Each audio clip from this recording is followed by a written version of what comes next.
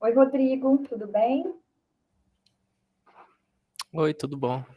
Fiquei feliz de te ver por aqui, porque eu sempre fico com receio desses links, a gente sempre fica achando que vai dar alguma coisa errada, mas que bom que vocês receberam, que deu tudo certo, Sim. Deu tudo certo, felizmente. que bom. Eu estou com restrição porque eu não consigo acessar vocês lá pelo Teams, eu não consigo fazer contato com vocês regularmente, porque como a minha contratação foi dia 25 de outubro, eles ainda não geraram o meu e-mail institucional. Ah, Então, entendi. fica um pouquinho difícil, mas vai dar tudo certo. Vou É. esperar um pouquinho, Rodrigo, para ver se Uhum. mais gente vai entrar, para a gente começar, tá bom? Beleza. Vou só pegar uma aguinha aqui.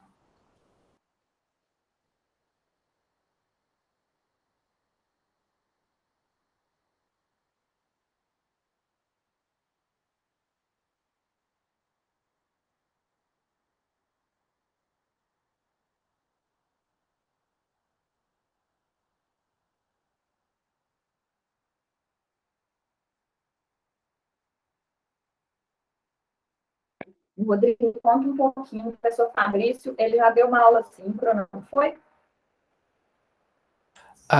Eu no início não consegui atender essa aula, que eu sou estudante de intercâmbio da Alemanha, então eu Que não tinha bacana. acesso, não tinha acesso ao Moodle nem nada disso, só agora é a primeira aula síncrona que eu tenho, na verdade. Olha, que bom, hein? Então, seja bem-vindo. Obrigado. Coisa boa. Então, eu vou fazer o seguinte, eu vou passar para vocês pela Márcia, e agora você já está com acesso ao Teams? Já consegue acessar Sim. lá? Uhum. Tá. Eu vou passar o roteiro da aula, porque hoje eu programei uma aula de fechamento de unidade. Então, assim, vocês vão ver que tem vários conceitos, vários temas que são pertinentes a tudo que o professor Fabrício indicou na bibliografia, e eu vou tentar fazer uma síntese, e ele também vai disponibilizar para vocês, eu vou disponibilizar esse roteiro de hoje, e ele vai disponibilizar um material que é sobre culturas comparadas. Então, provavelmente, ele vai falar de forma mais específica, por exemplo, sobre o sistema indiano, sobre o sistema dos direitos muçulmanos ou islâmicos. Então, ele vai provavelmente fazer uma pincelada mais específica no material escrito, tá bom? Eu já coloquei para gravar aqui nossa aula e vou começando, vou compartilhar aqui a tela, acho que vai ser mais fácil de acompanhar. Isso. A gente fica doido para começar, porque é tanto assunto, até pensei em escrever no quadro, mas eu acho que vai ser pouco provável de eu conseguir falar tudo que está previsto. Então, acho que eu nem vou ficar escrevendo muito no quadro, não. Parece que tem gente chegando aí também para aula.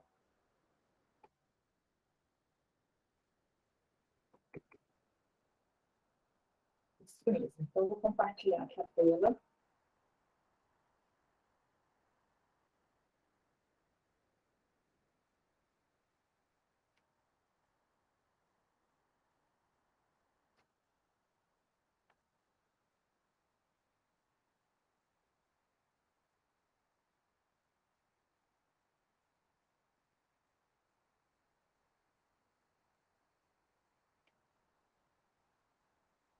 Oi, João Pedro, seja bem-vindo. Tudo bem? Já estou aqui com o Rodrigo, para a gente começar a nossa aula síncrona. Estávamos te aguardando.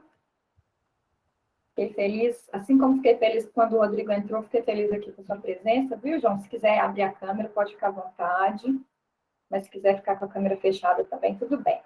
Vou contando aqui um pouquinho para vocês sobre, sobre mim, né? Vou me apresentar, porque como a gente passou a aula gravada, está difícil a gente ter esse momento, e é bom que vocês me falem um pouquinho também da expectativa de vocês em relação ao curso, né? Para a gente programar aí um material escrito e nas próximas videoaulas também, se for o caso, tá? Bem, meu nome é Fernanda, eu sou professora de Direito do Trabalho, Prática Trabalhista, Processo do Trabalho na Faculdade Milton Campos. Eu me formei em Direito lá em 2004 e já em 2005 comecei a trabalhar como advogada, cuidando dos processos lá do Núcleo de Assistência Judiciária Gratuita. Então, e também dei aula em cursinhos preparatórios para a OAB, dei aula em alguns cursos de pós-graduação, como o curso da ESA, o próprio curso da Faculdade de Direito Milton Campos, já dei aula no IEC, que é uma instituição vinculada à PUC Minas, e agora, né, em tempos de pandemia, fui me desafiar, fiz o concurso, a Rebeca está chegando aqui, fiz o concurso para professora substituta na UFMG, e aí faço parte agora, né, como professora substituta dos quadros da UFMG. E é um prazer estar aqui com vocês. Rebeca, seja bem-vinda. Tem mais gente chegando aqui. Eu estou falando um pouquinho. Muito obrigada, professora. Que bom te ver. Você me mandou um e-mail, não foi? Estou reconhecendo sua foto? Sim, eu mesma.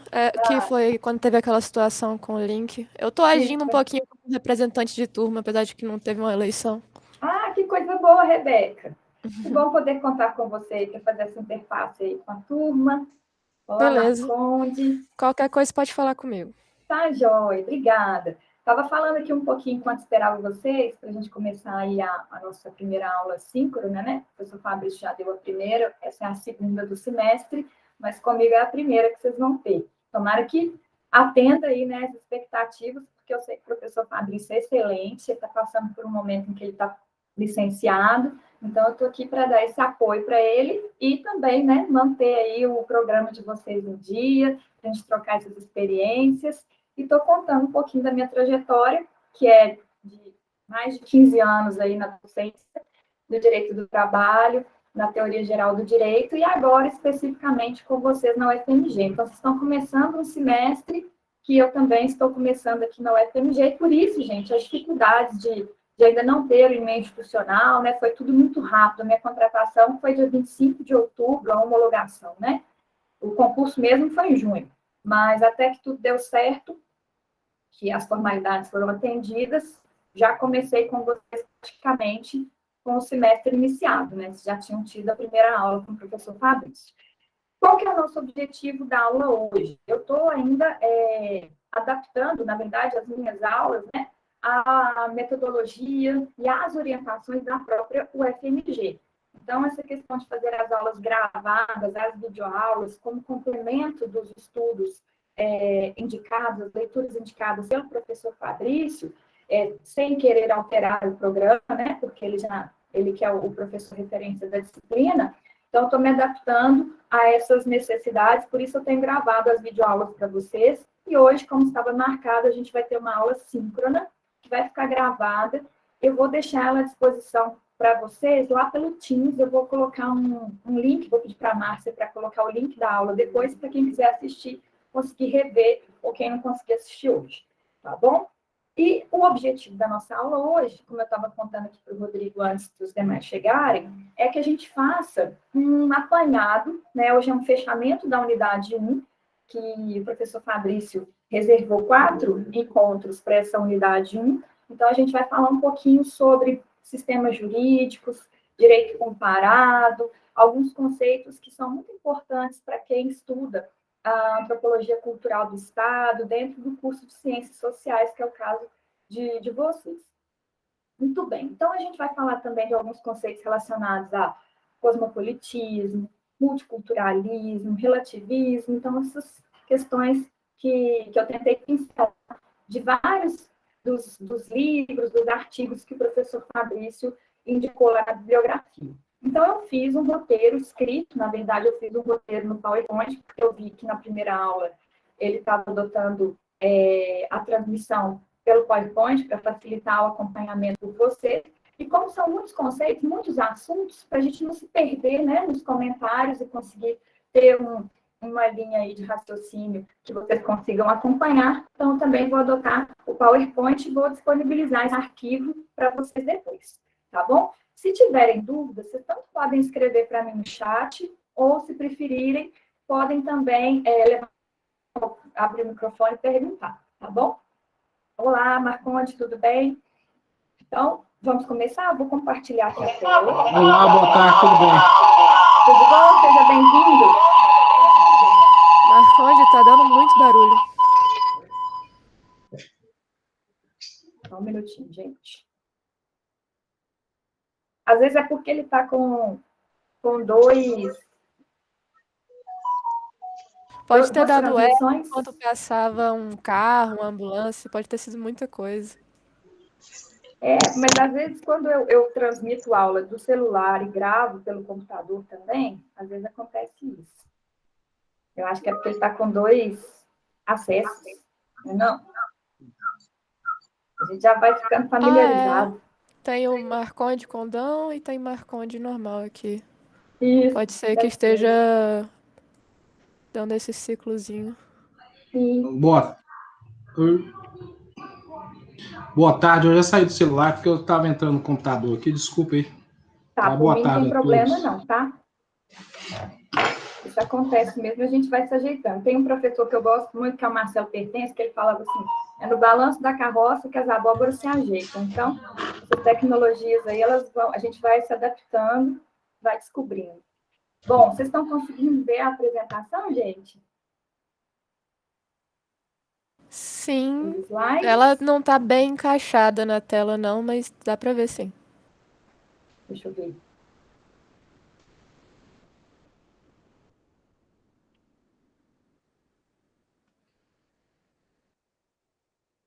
Ela está desalinhada? Você está dizendo que não está Ela sincronizada, tá Rebeca? tipo estreita e embaixo tá cortando um pouquinho da imagem.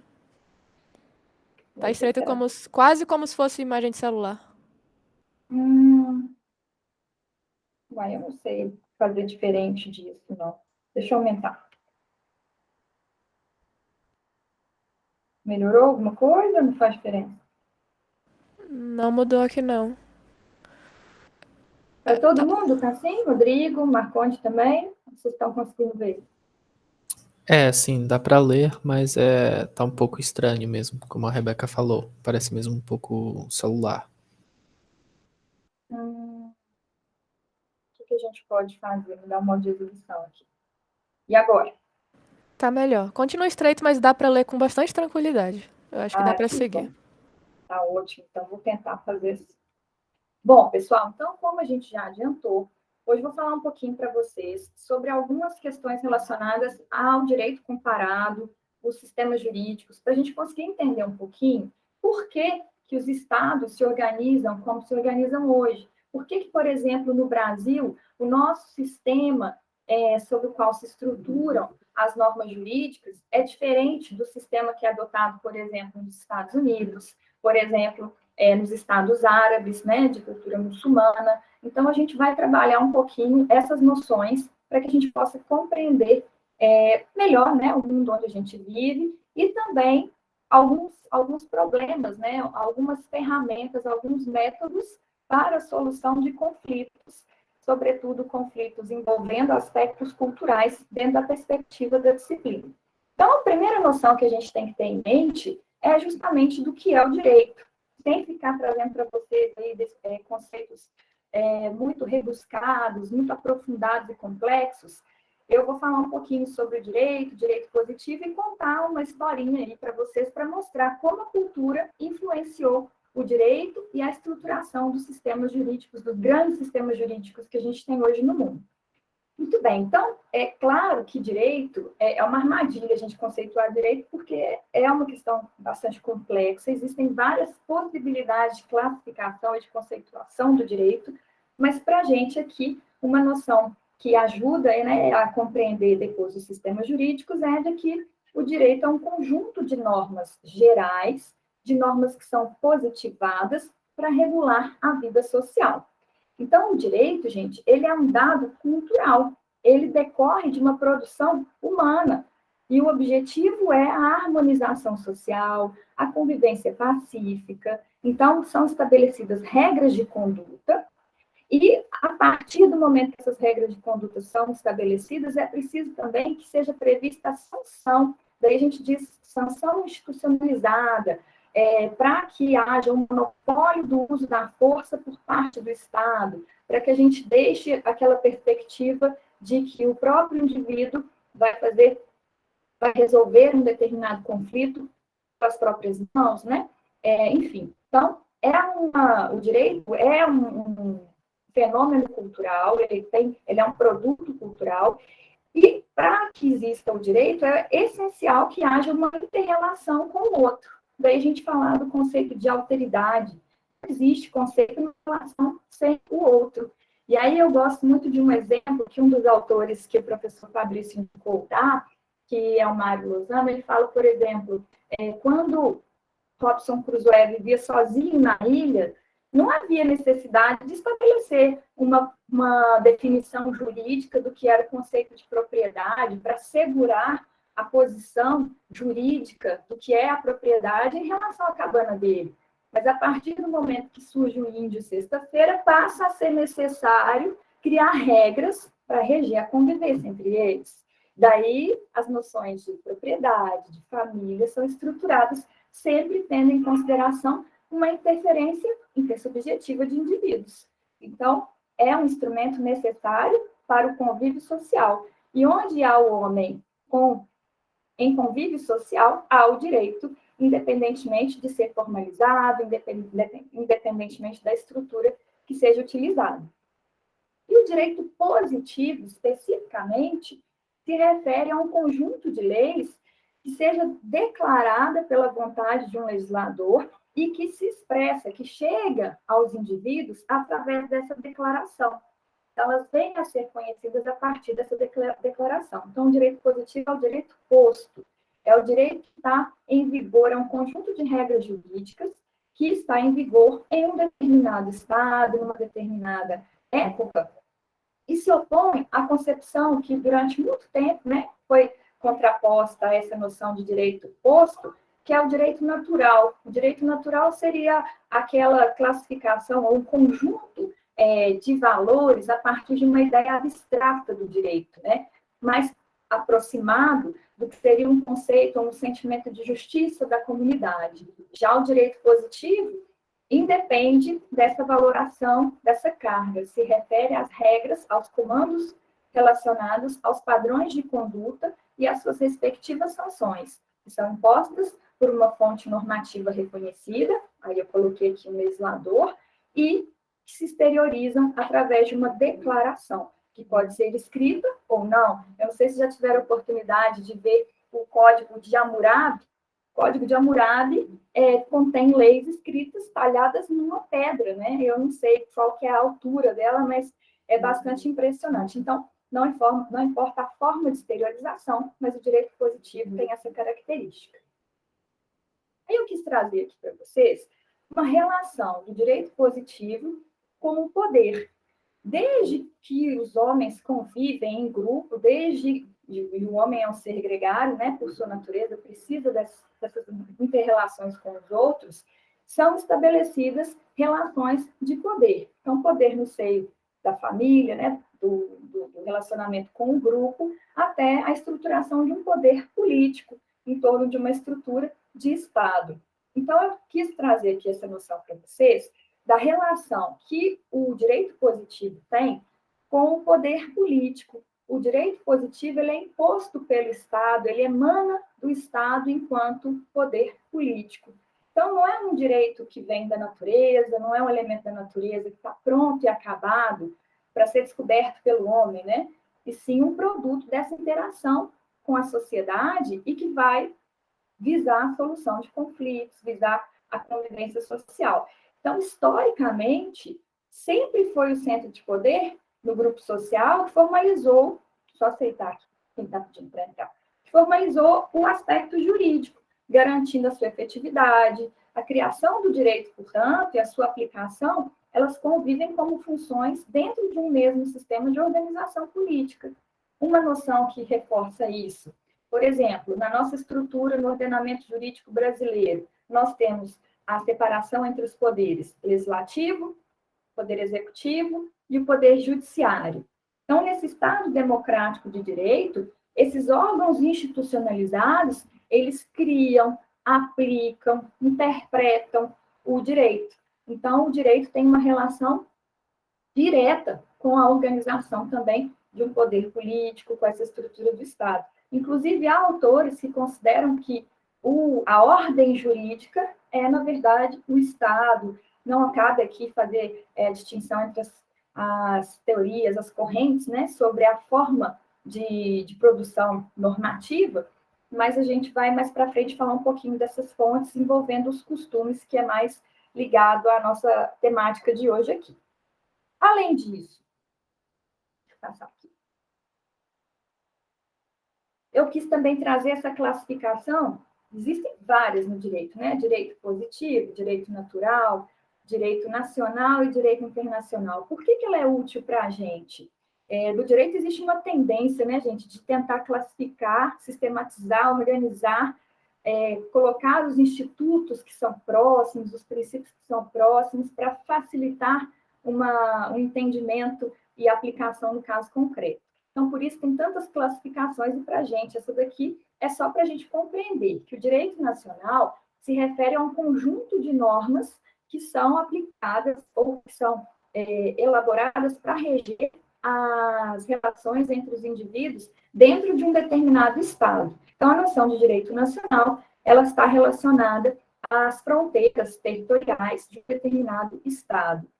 E, cada vez mais importante, na perspectiva de globalização, é a noção e a compreensão do que é o direito internacional, que tanto pode se expressar numa esfera pública, que tem a ver com a relação que esse Estado estabelece com outros Estados, com organismos internacionais, e os indivíduos, né, desses outros Estados, os indivíduos desses organismos internacionais, ou também numa acepção do direito internacional privado, que se refere ao conjunto de normas de um país que vão ser instituídas, mas para definir como que vai ser regido um determinado caso, se vai ser aplicada, por exemplo, a lei local ou a lei estrangeira, né, a lei de outro Estado. Isso é muito importante quando a gente analisa, por exemplo, questões relacionadas a direito do trabalho. A gente tem um trabalhador que foi contratado no Brasil, mas ele trabalha no Egito, que tipo de norma que vai ser aplicada? Ou ainda, quando a gente tem uma situação que envolve a nacionalidade, o que vai definir o critério de nacionalidade? Vai ser o sangue, o nascimento num determinado local, ou vai ser a relação de parentesco, a filiação ao pai e à mãe que tem nacionalidade daquele determinado Estado? Então, só para vocês compreenderem, né, esses exemplos são para vocês compreenderem do que se ocupa o direito internacional privado, que tipo de relação? Relações comerciais, cada vez mais importantes, né, as noções do direito internacional, e que para a gente, né, o direito comparado pode também trazer. Vamos passar mais para frente aqui para a gente chegar no questionamento, né? Qual é a origem do direito, então? De onde que provém o direito? De onde que esse direito positivo surgiu? Porque ele não está pronto na natureza. Mas quais são os aspectos que desencadeiam o surgimento do direito, a elaboração das normas? Mais uma classificação aí para vocês, sem ficar chato, né? Mas a classificação que distingue, nesse momento que é importante para a gente, é que distingue as fontes entre as fontes formais, que são aquelas pelas quais se expressa, né, o comando, a ordem, o padrão de conduta. Então, fontes formais são as que dão uma regra, um caráter de direito positivo e obrigatório. Então, aquela regra geral, abstrata, ela vem de onde? Ela está prevista na legislação? Ela está prevista num costume? Ela está prevista num conjunto de decisões que os tribunais proferem de forma repetida, que a jurisprudência é esse conceito de decisões repetidas num determinado sentido que formam um consenso jurídico, né? Uma interpretação em torno de uma determinada temática comum. A doutrina, ou seja, os estudos a partir do qual se estabelecem relações entre institutos, conceitos, definições. Então, as fontes formais do direito podem ser, né, são exemplos de fontes formais, estes que eu coloquei para vocês. Mas, dentro dessa classificação entre as fontes formais e fontes materiais, as fontes materiais seriam justamente os fatores que levaram à criação das fontes formais. Então, quais seriam as causas que teriam influenciado o costume, as causas que teriam influenciado a criação de uma lei, as causas que influenciaram a construção de uma jurisprudência num determinado sentido, as causas que levam a doutrina a se estruturar numa determinada linha de interpretação, de aplicação de um direito. Então, as fontes materiais são todas as relações que a gente tem na sociedade. Tem um autor que fala que as fontes materiais são a sociedade. O que isso quer dizer? Por que ele está falando isso? As relações entre os indivíduos, as relações sociais, elas vão fazer com que haja necessidade de criar normas para reger essas relações que são múltiplas e cada vez mudam de uma forma cada vez mais rápida em virtude da globalização, do avanço tecnológico, né? Mas a gente poderia pensar como fontes materiais aspectos biológicos, psicossociais, fisiológicos. Então, por exemplo, o desenvolvimento da genética faz com que haja necessidade de regulamentação em torno de questões atualmente, no século XX, final do século XX, início do século XXI, que a gente não poderia supor, né? Lei Geral de Proteção de Dados, LGPD, que era também algo que não se podia imaginar. Então, as relações da sociedade é que vão dando esse impulso para a construção das normas jurídicas, para a regulamentação das relações sociais. E eu gosto muito de dar como exemplo fatores, vou te dar a palavra, Rebeca, só concluir aqui, fatores que, por exemplo, inspiraram o surgimento do direito do trabalho, por exemplo, a Revolução Industrial, as distorções do liberalismo decorrentes das revoluções burguesas, a Revolução Francesa, por exemplo, as lutas de classes, tudo isso são fontes materiais do direito do trabalho, as causas que levaram a uma combinação de fatores para a criação de normas voltadas para a proteção do trabalhador. Pois não, Rebeca, pode falar comigo. Um exemplo que eu acho interessante é o caso do TDAH. O Brasil, ele usa como fonte para determinação de deficiências, de transtornos, o CID-10, se eu não me engano. E o TDAH, no CID-11, ele passa a ser considerado transtorno do neurodesenvolvimento. E foi esse ano que no Senado, se eu não me engano, passou, na última fase, só falta a assinatura do presidente, né? O direito de tutoria para crianças TDAH em escolas, que você poderia solicitar, né? Caso o presidente aprove. Isso, olha que bacana, é um exemplo que, a partir do momento que a gente vai tendo um desenvolvimento das próprias relações entre os indivíduos, uma combinação de tecnologia, com o avanço da ciência, a gente vai conseguindo compreender novas possibilidades de relacionamento e novas demandas vão surgindo. Então, vocês podem ver que o direito é uma construção inacabada, infindável. E justamente por conta disso. Obrigada, Rebeca, aí, pela sua colaboração, mas é bem esse o espírito. Então, isso vai permitir uma gama enorme, gente, de possibilidades em torno de sistemas jurídicos. Quais são os sistemas jurídicos existentes no mundo? Até existem autores que fazem classificação entre dois sistemas, já adiantando o sistema da Common Law, que é baseado em decisões de casos concretos, nos costumes, aplicação da jurisprudência, e o Civil Law, que tem um direito escrito, um direito positivo, que é previsto em códigos, na Constituição, em leis escritas, mas existe uma outra gama infindável nessa classificação, que aborda, por exemplo, que leva em consideração o direito na Índia, o sistema islâmico, muçulmano, o sistema no Japão, o sistema jurídico na China, todos relacionados a um caldo de cultura e que tem variações que são possíveis de serem classificadas e esgotadas, porque o direito é vivo e está em constante modificação. Sem contar que já existem muitos sistemas que são mistos, né? O Brasil, apesar de adotar o sistema da Civil Law, de ter um conjunto de normas escritas, tende a se aproximar mais dos sistemas mistos, na medida em que, com o Código de Processo Civil de 2015, passamos a valorizar os precedentes judiciais, decisão baseada numa razão de decidir a partir de um caso concreto. Vou falar um pouquinho mais para frente, mas é só para vocês entenderem por que eu estou perguntando aqui, ó, como que se estruturam os sistemas jurídicos existentes no mundo? O que levou cada país a caminhar de uma forma nessa construção política e jurídica, né? Por que as nações, então, adotam diferentes sistemas jurídicos? Aí eu acho muito bom que, eu estava falando sobre isso aqui em casa, qualquer que seja o assunto que a gente vai falar, é importante a gente compreender a história. E tem um autor, que eu já falei dele hoje aqui, o Mário Lozano e o René David. São dois autores que o professor Fabrício colocou na bibliografia de vocês, que são muito interessantes de serem estudados, porque eles vão trazer principalmente o Mário Lozano, ele traz a demonstração de como que a história influenciou a formação desses sistemas jurídicos no mundo. E aí ele vem trazendo uma noção, para dar um apanhado geral e depois a gente vai especificando, ele traz a noção da época dos descobrimentos, que deveria estar em aspas aí, acho que na hora que eu atualizei saiu, eu não gosto dessa expressão descobrimento, mas ele está falando do movimento de colonização, né, do colonialismo, inaugurado a partir de 1490, aproximadamente 1500, pelas chamadas potências, né, europeias. Eu não gosto desse termo porque soa etnocêntrico, né? Enfim, a gente já criticou isso numa videoaula aí para trás, e mais para frente vou falar disso de novo.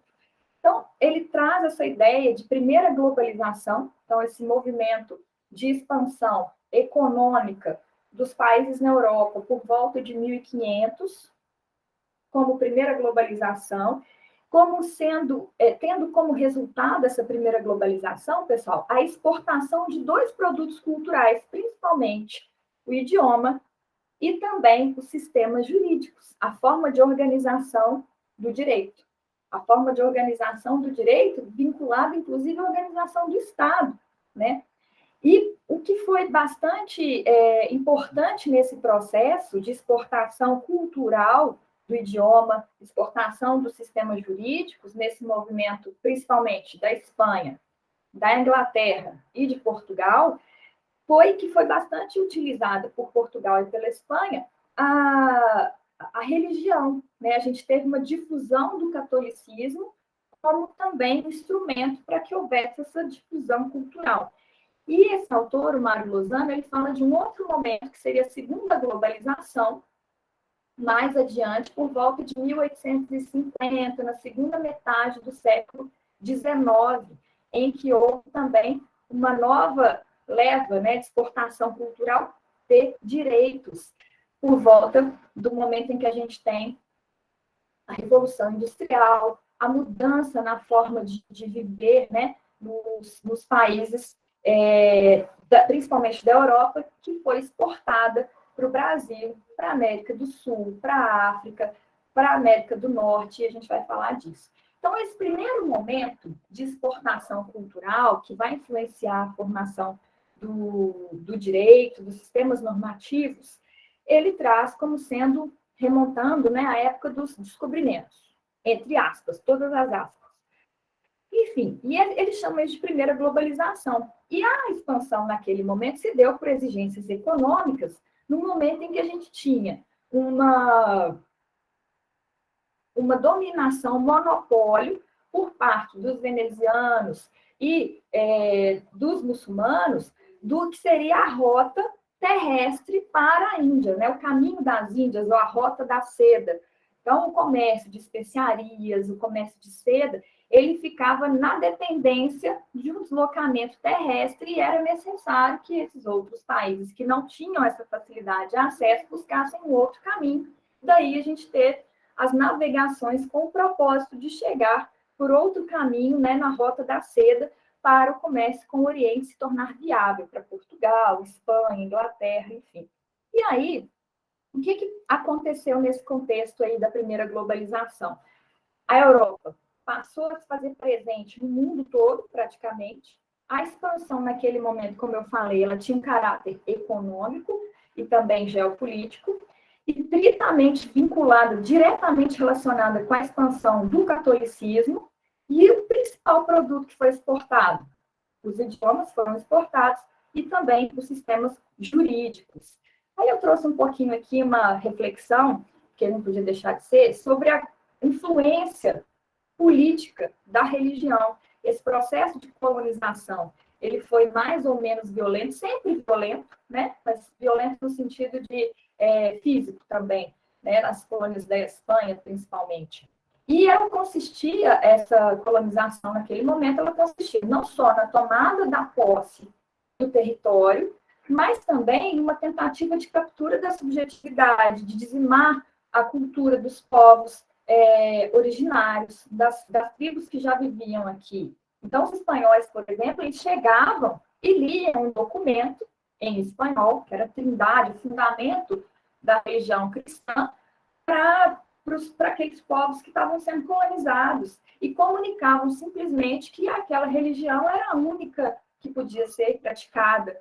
Um rei absoluto estava chegando àquelas terras, e aquele rei impunha como única religião verdadeira o catolicismo. Então, esse era um contexto de bastante poder da Igreja Católica, inclusive a ponto de a excomunhão de um rei católico permitir a dominação política, a dominação por outro Estado que tivesse também um rei católico, para vocês se lembrarem do tamanho da influência do poder papal, do poder da religião em relação à política, não só dentro das colônias, como também nos próprios estados da Europa. E aí, por que será que essa religião foi aceita, devia estar entre aspas também, quando eu fiz estava entre aspas, por que a religião católica ela foi imposta na América do Sul, conseguiu se impor a religião católica na América do Sul, mas não conseguiram impor, por exemplo, no Japão. O Japão também sofreu uma abordagem por volta aí entre 1500 e 1600 dos colonizadores. Houve uma tentativa de entrada no Japão. Mas o Mário Lozano é um dos autores que traz uma reflexão explicando o seguinte: o Japão ele tinha uma estrutura de Estado, uma estrutura política mais organizada e tinha um poderio militar diferente. Os nossos países aqui na América do Sul, por exemplo, eles foram chamados por Mário Lozano de civilizações canceláveis porque eles não tinham essa organização a ponto de fazer frente à dura investida militar dos colonizadores, né? Não existia uma organização nesse sentido. Por mais que a gente tenha estruturas muito interessantes nas civilizações maias e astecas no México atual, a gente não tinha ali uma possibilidade de confronto que pudesse evitar o cancelamento dessas culturas com a expansão dos colonizadores. Então, é interessante fazer essa reflexão. E o Japão, como samurais, né, como um outro tipo de estrutura, ele se fechou por 2 séculos e meio. O Japão, durante esse momento, ele conseguiu resistir e se fechar. Por isso que a cultura japonesa foi preservada em muitos aspectos, diferente do que aconteceu aqui na América do Sul, principalmente, que a gente teve as colônias da Espanha e de Portugal com uma outra visão, né, uma outra forma de atuação. Diga, Rebeca, pode falar aqui.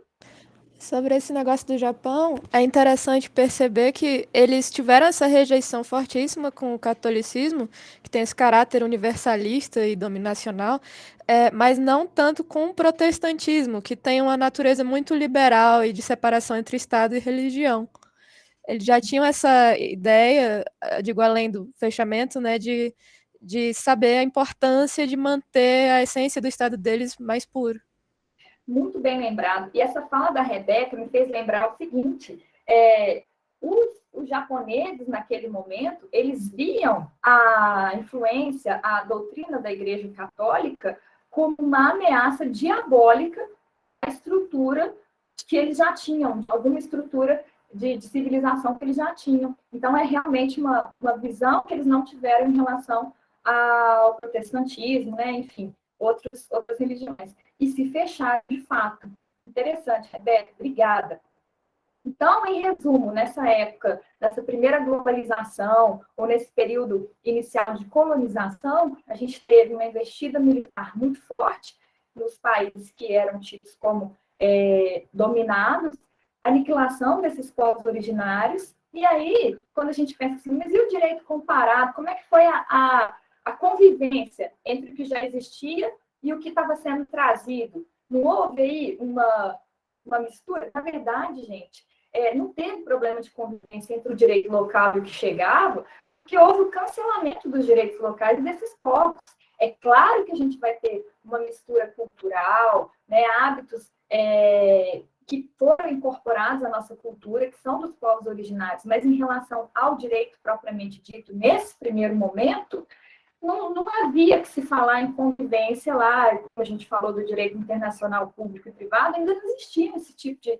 existia a margem, espaço para esse tipo de preocupação. né, para esse espaço, para esse tipo de convivência. E aqui eu trouxe só uma observação para a gente passar adiante, né, para tratar dessa parte da colonização a partir de um outro momento, mas só para a gente compreender um pouco do que eu falei sobre a violência física na colonização espanhola e na colonização portuguesa. É claro, gente, que eu não vou generalizar aqui, né? Acho que generalizações são perigosas, mas existe uma distinção entre as colônias espanholas e portuguesas, principalmente porque a Espanha, ela tinha uma atuação geopolítica do tipo continental. Então, ela tinha uma atuação nas colônias que eram chamadas colônias de ocupação.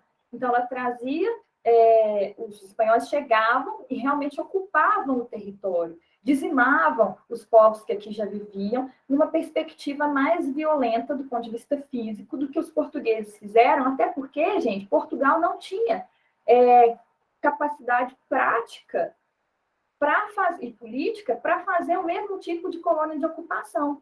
Portugal tinha muito mais a perspectiva de criar bases militares e comerciais, porque a população em Portugal, nessa época, em torno aí de 1.500 até 1.600, era de pouco mais de 1 milhão de habitantes. Então, eles não tinham pessoas para efetivamente fazerem colônias de ocupação, como foram as colônias espanholas. Então, Gilberto Freire, ele traz uma expressão de que a colonização portuguesa era uma colonização doce, entre todas as aspas, mais uma vez, não existe colonização doce, né, gente? Mas ele se refere a isso tentando explicar o modo como a abordagem era feita. Então, os portugueses chegavam, precisavam tomar contato com os índios e com as índias, tinham ali, né, um envolvimento com essas pessoas, e a partir daí aconteciam os nascimentos, e a partir daí é que foi se estabelecendo, né, criando ali uma população nas colônias, diferentemente do que a gente viu na colonização espanhola. Isso tudo, gente, de um modo geral, né, sem pretender tecer aí comentários mais aprofundados e complexos, mas só para a gente refletir um pouquinho sobre essas influências dos colonizadores. Então, esses países que foram colonizados pela Espanha e por Portugal receberam influências do sistema normativo, que era o chamado sistema europeu continental. Então, tem as bases, as raízes no sistema da civil law, que é aquela que tem o direito escrito, baseada em leis escritas. Já os países que foram colonizados, por exemplo, pela Inglaterra, que são países, por exemplo, Estados Unidos, Austrália, Nova Zelândia, o próprio Canadá, receberam uma influência normativa da common law, ou seja, o sistema normativo se estrutura a partir de precedentes, decisões a partir de casos concretos, jurisprudência. E é interessante também perceber que as colônias que foram os países colonizados pela Inglaterra eram outro tipo de colônia, uma outra perspectiva, colônias de povoamento. Então, existia um interesse de desenvolver ali a economia, de desenvolver a produção, o comércio, enfim. Era uma outra finalidade, diferente da colonização que a gente teve, feita pela Espanha também e por Portugal. Então, muito disso também é que vai influenciar, inclusive, a religião, né? A Rebeca já lembrou aqui, né? O protestantismo. Todos esses aspectos fizeram com que a construção dessas outras nações, né? Principalmente os Estados Unidos, o Canadá, a Austrália, tivessem uma outra concepção, um caldo de cultura diferente daquele que nos inspirou aqui no Brasil e na América do Sul. E não podemos deixar de falar, vou passar rapidinho pelo direito romano, porque esse direito já é um pouco enfadonho para quem está fazendo ciências sociais, imagino que o direito romano, para quem está no direito, já é chato, né? Mas só para a gente entender a base de tudo isso. A gente está falando aqui civil law, common law, mas de onde que veio o civil law, common law? Eles tiveram inspiração em quê? Então, descendo um pouco mais aí, né, na raiz do direito, dos sistemas normativos, a gente pode lembrar que o Império Romano, né, ele durou pelo menos, não vou chutar aqui exatamente, mas aproximadamente foram uns 10 séculos, né, em que a gente tem a influência do Império Romano em todos os outros países do mundo, e o direito que regulava as relações dentro do Império Romano era um direito eminentemente baseado em decisões de casos concretos. Então, a gente pode dizer que era um direito jurisprudencial. Os juízes, que eram chamados pretores, eles desenvolviam uma solução para um determinado caso específico a partir de umas normas fundamentais que eram estabelecidas. Então, eles elaboravam ali linhas, concepções gerais, para regular de forma homogênea situações, por exemplo, envolvendo família, idade, propriedade. Então, existiam algumas regras, algumas proposições que eram linhas gerais para decidir dentro de um caso concreto. E, a partir do momento que o Império Romano se expandiu a ponto de ter uma extensão muito grande, né, no mundo, o imperador Justiniano pediu que fossem compiladas essas regras, que elas fossem escritas. Então, a gente tem aí, nesse momento, a redação do Corpus Iuris, ou do corpo legislativo unitário, integrando todas as normas que eram aplicadas pelos pretores no documento escrito. Então, isso é considerado um grande monumento jurídico, né, um grande marco jurídico, que sintetizava todo o direito romano e marcava um novo começo, porque a partir daí é que a gente tem o desmembramento, digamos assim, né, entre a manutenção do sistema de precedentes, do direito jurisprudencial e no direito chamado, ou sistema chamado de civil law, as normas escritas. Então, a gente pode dizer que esse corpus iuris civilis do direito romano, ele é a origem histórica dos dois sistemas jurídicos, ele influenciou os dois sistemas jurídicos. Mas o direito canônico também teve um momento, né, de bastante importância, principalmente na Idade Média, em que o direito romano foi sendo deixado de lado, digamos assim, para que o direito canônico passasse a regular as situações gerais, como se fosse aplicado como um direito geral. Mas houve um reencontro, quem fala muito bem sobre isso é, de novo, o Mário Lozano. Ele fala que na Universidade de Bolonha, na Itália, foi redescoberto mesmo, foi encontrado o documento escrito, o Corpus Iuris Civilis. Ele foi resgatado, foi reencontrado e saiu do ostracismo. Ele voltou a ser estudado, né, e serviu de padrão, serviu de fundamento para os direitos europeus continentais. Eu estou falando aqui de direito europeu continental, me referindo, gente, à parte da Europa que não engloba a Inglaterra, a Grã-Bretanha, de um modo geral, tá? Porque aí é uma outra linha de formação baseada na Common Law.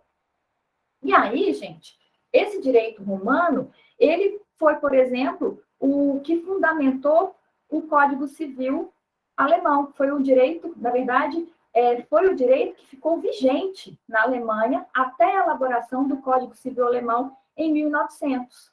Mesmo nos países em que não houve uma vigência direta do Corpus Iuris Civilis como regra reconhecida como direito positivo, ela influenciou, do ponto de vista cultural, a definição de aspectos relacionados à propriedade, família, relações entre indivíduos de um modo geral, envolvendo idade, personalidade jurídica. Então, o direito romano, ele influenciou, ainda que de forma, pelo menos cultural, a estruturação do conteúdo de estudos de vários sistemas jurídicos, de vários aspectos. E aí, em que momento em que a gente tem essa ruptura com o direito romano e que isso começa a mudar? O Mário Lozano, ele também demonstra que, a partir do momento em que a gente tem uma, de fato, mudança do modo de viver, porque até então era muito parecido, o modo de vida na Europa era muito parecido com o que existia na época em que vigorou o Império Romano. Mas ele começa a demonstrar, a partir de 1850, segunda metade do século XIX, como a vida mudou, principalmente em virtude do desenvolvimento da máquina a vapor.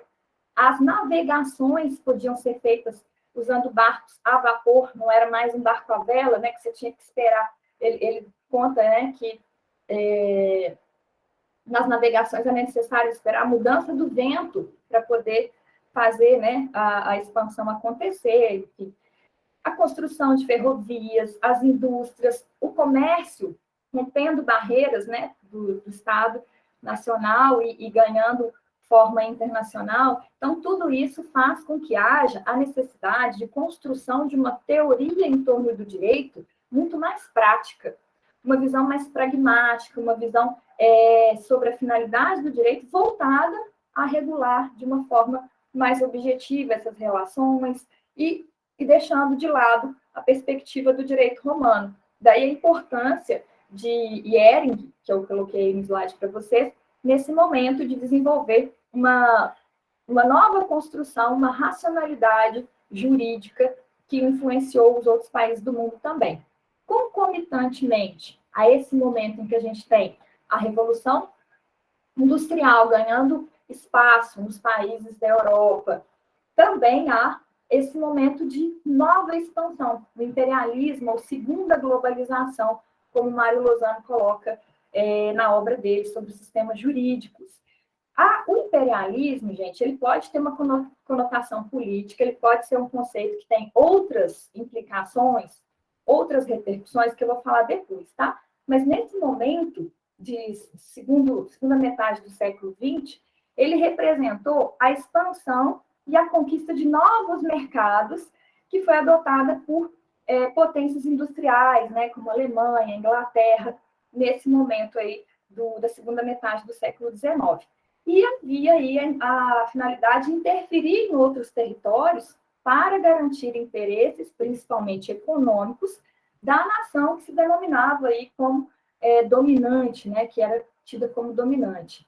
O que eu queria comentar aqui sobre essa perspectiva imperialista? Até hoje, né, considerando um conceito mais amplo, até hoje é possível ver no mundo um fatiamento, né? A gente tem os países que são as chamadas potências econômicas, que têm um poderio econômico mais desenvolvido, mais fortalecido, que juntamente com grandes conglomerados, juntamente com o FMI, com o Banco Mundial, dão as diretrizes econômicas que, junto com a racionalidade neoliberal, que eu já falei num dos vídeos, das videoaulas que a gente teve, que foi uma perspectiva de construção não apenas ideológica, mas que voltou a se intensificar a partir de 1970, que tem uma visão de dominação pela economia de todos os aspectos da vida, né? Então, a dominação, os interesses econômicos sendo utilizados para direcionar a atuação dos próprios estados,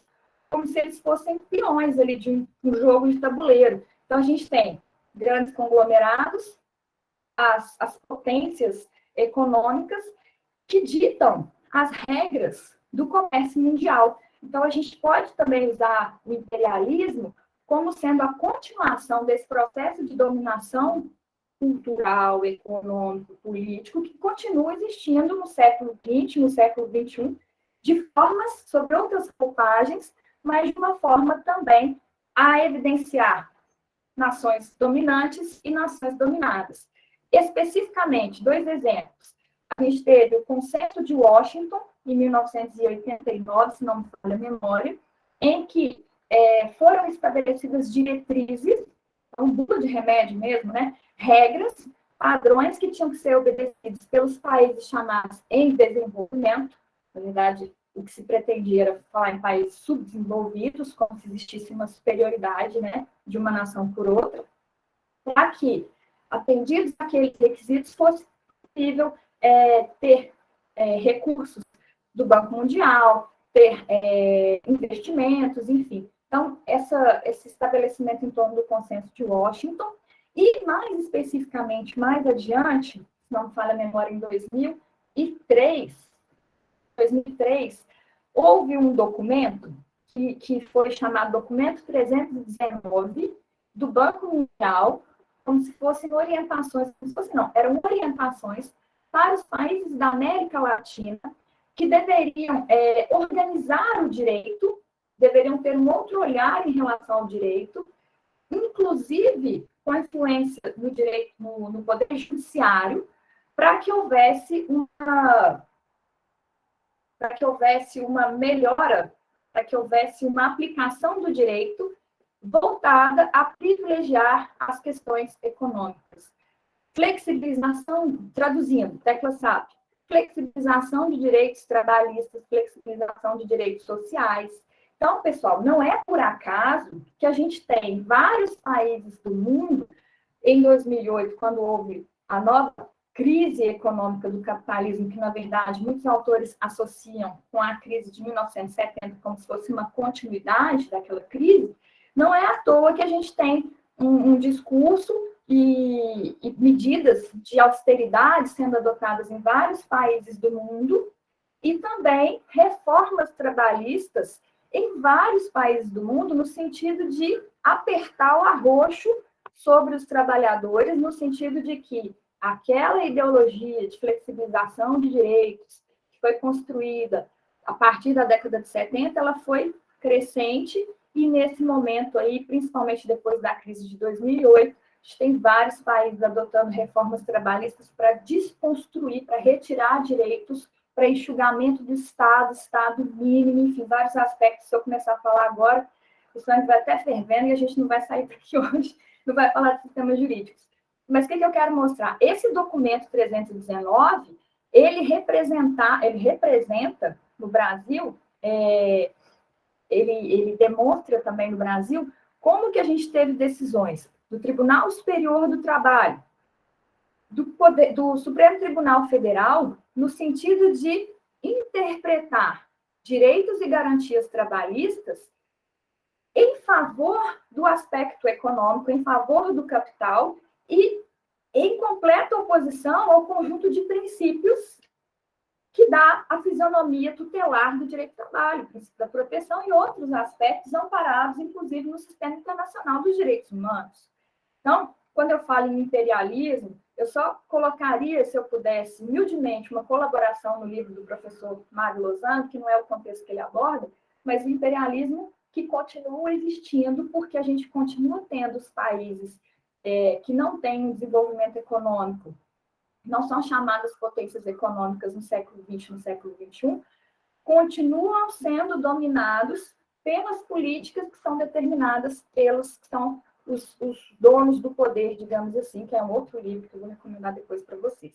Tá? Então, mas naquele momento lá, segunda metade do século XX, acontece essa expansão de novo, né, em busca de novos mercados, e houve aí a exportação de direitos também. E nesse momento, gente, esse momento histórico, ele marca também a transição do Estado absolutista, claro que isso se dá de forma gradual e variada em diferentes países do mundo, mas a gente tem a transição do Estado, das monarquias absolutistas, em que o poder do rei era justificado em aspectos relacionados a questões sagradas, né? O poder do rei era de origem divina, enfim. Quando se dá a transição das monarquias absolutistas para os estados nacionais e que há, então, uma inspiração dos postulados que inspiraram a Revolução Francesa, liberdade, igualdade, fraternidade, com o propósito de racionalizar o direito, de separar o direito de uma origem divina, separar o direito da religião, para assegurar liberdade e segurança nas relações entre os indivíduos e também para estabelecer uma proteção desses indivíduos nas suas relações, principalmente no contexto capitalista, interesse de acumulação, para que houvesse a possibilidade de fazer circular o direito de propriedade sem que houvesse ali uma interferência do Estado. Então, nesse contexto, a gente passa a ter um movimento de codificação, de inserção de regras jurídicas, regras de conduta em códigos, em documentos escritos. E houve uma maior sistematização jurídica, daí a elaboração da teoria pura do direito de Hans Kelsen. Se quiserem também se aprofundar no tema, recomendo. E aí a gente tem a codificação como esse movimento que surge no Ocidente, sobretudo aí no século XIX, em função da necessidade de dar essa maior segurança e liberdade para os indivíduos nas suas relações individuais e com o próprio Estado. Então, a gente passa a ter a distinção mais clara entre o direito codificado, o direito nacional codificado, a civil law, e o sistema da common law, que é baseado nos precedentes. Aí a gente está falando do grupo anglo-americano, Inglaterra, Estados Unidos, enfim. E essa codificação, ela também teve como subdivisão em dois grupos, né? A gente tem o Código Civil de Napoleão, de 1804, então a gente tem a codificação do grupo francês, e o Código Civil alemão, de 1900, 100 anos depois, praticamente, né? E esses códigos inspiraram várias regras jurídicas posteriormente, mas o Código Civil alemão, que a gente chama de sistema romano-germânico, ele interferiu em várias outras legislações, inclusive no Brasil. Eu coloquei nesse slide alguns países que adotaram esse modelo, mas o Brasil, o Código Civil de 1916, ele teve essa inspiração do Código Civil alemão de 1900. E nós tivemos, posteriormente, em 2002, a revogação, né, a mudança desse conjunto de normas que é o nosso direito civil. Vou avançar um pouquinho mais aqui, a gente já falou, né, sistema não codificado na Inglaterra. Inclusive, eu trouxe aqui para vocês uma observação sobre a Índia. O direito na Índia tende a adotar a forma dos precedentes jurisprudenciais, mas com conteúdo adaptado às exigências muçulmanas em particular. Então, a gente vai falar mais para frente de multiculturalismo. E avançando um pouco mais nessa sistematização, falei do movimento de codificação, para dar maior segurança e liberdade nas relações. Mais adiante, um movimento também cultural e político foi de constitucionalização, ou constitucionalismo, que é a inserção nas constituições, que são os principais diplomas normativos, né? A gente fala em Carta Magna, o principal diploma normativo, de regras para estabelecer direitos fundamentais, para assegurar justamente as relações entre os indivíduos e com o Estado, e a separação de poderes, para limitar o poder do próprio Estado. Então, é aí que a gente tem a constitucionalização, e marcos que foram considerados relevantes foram a Constituição dos Estados Unidos, a partir também da Constituição da França, que influenciaram outras constitucionalizações. E mais adiante, já no século XX, por volta de 1917, 1919, a gente tem as constituições sociais, o movimento de constitucionalismo social, acho que eu já falei também numa videoaula para vocês, que é o reconhecimento nas constituições escritas de direitos voltados às questões sociais. Muito bem. E o constitucionalismo, já falei isso aqui, vou ficar, vai levar a uma nova organização política da sociedade, né? Tanto a codificação quanto a constitucionalização foram também exportados para os colonizados, digamos assim, né? E demonstram essa racionalização do direito a partir do espírito que vigorava na época, dos ideais liberais, principalmente o individualismo, demarcando uma dicotomia, uma distinção entre direito público e direito privado. O direito público estaria relacionado aos interesses de uma coletividade naquele momento, e o direito privado estaria voltado para as relações entre os indivíduos que não afetassem as relações com a sociedade de um modo geral, mas especificamente, direito privado estariam aí as relações de família, as relações de trabalho, nesse sentido. E aí, a partir desse momento, que a gente pode falar um pouquinho mais sobre os grandes sistemas jurídicos. Coloquei essas duas obras aqui, que estão na bibliografia para vocês, Mário Lozano e o René Davis, os grandes sistemas jurídicos e os grandes sistemas do direito contemporâneo. Eu não vou falar de cada um deles, não é o objetivo da aula, eu sei que está pequenininho aí, mas eu coloquei como grandes eixos o civil law, que é o direito romano-germânico, principal representante, que é esse baseado nos textos escritos, codificação, constitucionalização, o sistema da common law, que é baseado nos costumes, nos precedentes, e o sistema jurídico misto, que incorpora ambos. É claro que existem outras variáveis, como eu comecei a aula falando, né? O direito africano, os sistemas peculiares da América do Sul, direito muçulmano, direito da Índia, da China, do Japão. professor Fabrício me disse que ele vai disponibilizar um material sobre culturas comparadas para vocês. Acho que ele deve falar um pouquinho mais aprofundadamente desses outros sistemas jurídicos, tá? Mas também posso, a partir desses livros aí que eu lembrei que estão na bibliografia, vocês também conseguem se aprofundar nesses estudos. Então, só para a gente dar uma pincelada geral, para a gente passar para o final, né? Terceira parte da aula, o final, eu quero só relembrar aqui que esse sistema da Common Law, nós tivemos a origem, né, desse sistema se deu na Inglaterra, a partir da formação de tribunais ou cortes, tribunais de Westminster, que eram determinações do rei, né, o rei determinava que fossem criados esses tribunais, essas cortes, para tentar estabelecer um direito comum para toda a Inglaterra. E essas cortes elas eram subordinadas diretamente ao rei. E a intenção era justamente uniformizar para suplantar, para acabar com os direitos costumeiros e particulares de cada tribo. Então, era para evitar que houvesse ali uma mistura, que houvesse a prevalência de mais de um sistema de regulação da vida entre os indivíduos. E esse sistema, ele se espraiou para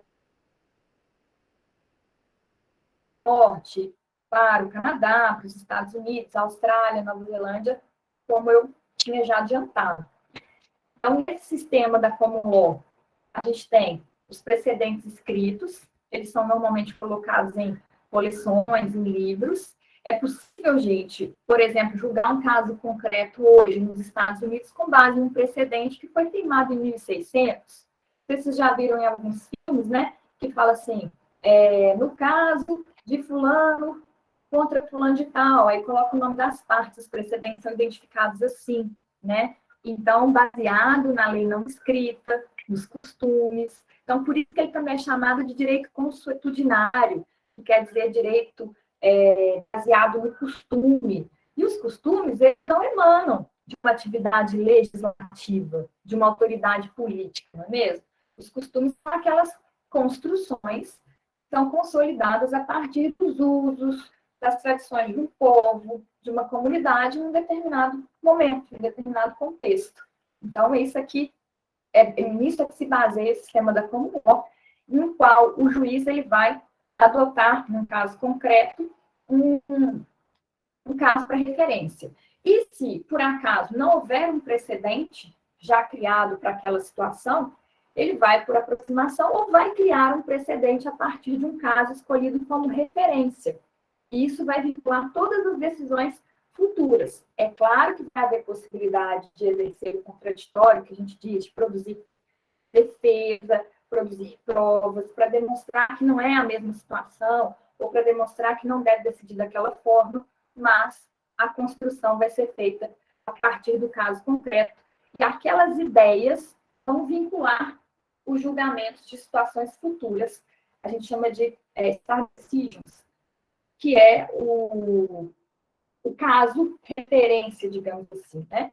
E a ratio decidendi, a razão de decidir, é que vai ficar vinculada para decisões futuras. Já o civil law, o direito romano germânico, é baseado na lei, devidamente positivada, codificada, foi uma resposta ao absolutismo monárquico, né, que inspirou, assim como o direito romano também inspiraram a civil law, e surgiu como uma necessidade de ter um formalismo ali, né, as normas que fossem fixadas de forma clara, objetiva. Inclusive, naquele momento em que a gente tem o liberalismo e esse movimento de codificação, foi fixada, inclusive, a interpretação. Vocês já devem ter estudado, já devem ter ouvido falar da escola exegética, que era aquela que adotava uma vertente no sentido de sugerir, no sentido de defender uma interpretação literal. A lei, ela deve ser clara e objetiva e deve ser aplicada de forma literal, sem que haja ilação, sem que haja complemento por parte do julgador, para justamente evitar surpresa, para justamente evitar um desvio na aplicação daquele direito. Isso vem da escola exegética de direito. Eu vou passar aqui diante do sistema islâmico, depois, se der tempo, eu vou, tá? Mas é porque estou preocupada da gente chegar nos conceitos finais para a gente relacionar isso tudo, né? No Brasil, o que eu coloquei para vocês? Que no Brasil, tradicionalmente, a gente adota o sistema da civil law. Então, desde a colonização portuguesa, nós tivemos as ordenações afonsinas, manuelinas, filipinas, e depois o Código Civil de 1916, mantendo essa tradição do sistema da civil law. Mas o que tem acontecido, sobretudo a partir do Código de Processo Civil de 2015, a partir da mini-reforma processual que a gente teve na legislação trabalhista, tem sido, gente, valorizada e incentivada a aplicação da teoria dos precedentes judiciais. Então, por exemplo, mesmo antes do Código de Processo Civil de 2015, a pequena reforma que teve na legislação trabalhista em 2014, ela fez com que a gente tivesse uma limitação na possibilidade de interpor recursos, por exemplo, o recurso de revista, que é um tipo de recurso que vai lá para o Tribunal Superior do Trabalho, para a uniformização de jurisprudência. Ele tem que identificar qual é a súmula que foi violada, qual é a decisão, o precedente que foi violado, sob pena do recurso não ser admitido, ele não ser lido. Então, traduzindo, o que são as súmulas? As súmulas refletem a jurisprudência do órgão pleno de um determinado tribunal. Então, a gente tem, na Justiça do Trabalho, tribunais regionais, Tribunal Superior do Trabalho. O conjunto de decisões num determinado sentido, a gente já falou que a jurisprudência forma, cristaliza ali uma jurisprudência. Podendo também ser escolhido um caso concreto, que é o Stare Decisis, para que todas as decisões que tenham aquela mesma discussão sejam baseadas naquela decisão que for proferida ali. Por exemplo, a gente teve, há algum tempo atrás, a discussão sobre a possibilidade de ser pago adicional de insalubridade e, ao mesmo tempo, adicional de periculosidade para o mesmo trabalhador numa mesma situação fática. Então, a discussão era se podia acumular ou não adicionais de insalubridade e de periculosidade. O Tribunal Superior do Trabalho vinha adotando decisões variadas. Dentro das suas turmas, existiam decisões num sentido e no outro sentido. O que foi feito? Adotaram um recurso em que estava sendo discutida essa questão, como sendo o caso referência, e decidiram. Aquelas razões de decidir foram utilizadas no julgamento de todos os outros recursos que estavam pendentes de julgamento no TST, que tinham a mesma discussão. Então, a gente fala de julgamento em massa, né, na verdade, foram suspensos aqueles recursos para que houvesse a reprodução da razão de decidir, da ratio decidendi. Isso é um precedente normativo, é um precedente judicial, desculpe, que foi formado. As súmulas são decorrentes de uma uniformização de entendimento dentro do órgão pleno, né? Quando votam todos os julgadores dentro de um determinado tribunal, num determinado sentido. Então, esse tipo de utilização desses recursos para julgamento de casos repetitivos já está incorporado na cultura jurídica brasileira. Então, é um momento em que a gente tem uma aproximação da common law, né? O Brasil se aproximando mais do sistema misto, sistema jurídico misto. E isso tudo está dentro de uma perspectiva do chamado neoconstitucionalismo, um novo movimento em relação à forma como lidar com essas codificações, com a própria Constituição, em que a gente tem uma redescoberta dos princípios jurídicos e a expansão da jurisdição constitucional no sentido de viabilizar o julgamento a partir de casos concretos de uma forma menos engessada. Então, menos leis definindo cada uma das condutas especificamente e mais normas gerais, a Constituição como regra geral, e a partir dos princípios que nela estão estabelecidos, os valores ali reconhecidos, o julgamento no caso concreto. Então, mais juízes, mais atuação de juízes do que de legisladores. Até porque, gente, gosto muito de uma metáfora, mas eu não lembro mais de qual autor que ele fala o seguinte: as relações na sociedade, elas são como hidra de lerna. Na hora que você corta uma cabeça, já nascem 7 outras cabeças ali. Então, quando eu coloco uma norma posta, uma norma é positivada, escrita, ela já é obsoleta no dia que ela é publicada, no dia que ela entra em vigor, porque já existem várias outras possibilidades e situações que não tinham sido pensadas quando foi elaborada aquela norma. Então, a tendência hoje em dia é a descodificação, o movimento em fluxo contrário, é deixar muito mais cláusulas gerais, que a gente chama de cláusulas abertas, para definição a partir do caso concreto, para trabalho doutrinário, para aplicação de precedentes, e uma definição a partir de casos concretos. Então, muito mais concretização, muito mais ponderação do que efetivamente subsunção, né? Enquadrar uma determinada situação num tipo previsto na lei exatamente como ele acontece, porque não existe essa possibilidade de cercar todas as outras, né? Então, é nessa perspectiva que a gente tem esse novo movimento aí atualmente, e no Brasil a gente tem a possibilidade dos costumes serem utilizados como fontes normativas, tanto na Constituição, nesse artigo 103, como também na Lei de Introdução das Normas do Direito Brasileiro. Então, há essa possibilidade. Coloquei aqui como exemplos de costumes que influenciaram a produção normativa no Brasil, a união estável, que primeiro foi uma construção costumeira, né, do convívio entre as pessoas, para depois ser reconhecida pelo direito. Cheque pós-datado, é muito comum colocar cheque assim, bom para. Essa prática, gente, ela mudou o próprio instituto. O cheque é uma ordem de pagamento, é um título de crédito, é uma ordem para pagamento à vista.